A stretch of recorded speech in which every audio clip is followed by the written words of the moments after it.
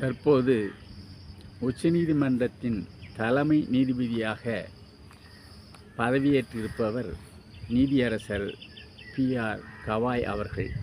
இவர் மராட்டிய மாநிலத்தைச் சார்ந்தவர்.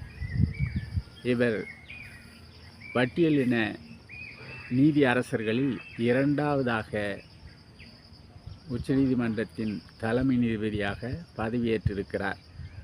இவர் பதவியேற்று முதன்முறையாக தன்னுடைய சொந்த மாநிலமான மராட்டியத்திற்கு சென்றார். அப்படி செல்லுகின்ற போது அங்கு அவரை அங்கு இருக்கின்ற உயர் அதிகாரிகள் யாருமே வரவேற்காமல் புறக்கணித்து விட்டார்கள்.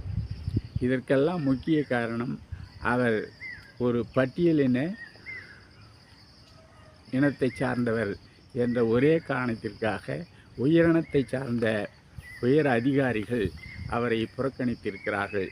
தற்போது அந்த மாநிலத்தினுடைய பார் கவுன்சில் இந்த புறக்கணிப்பை கண்டித்து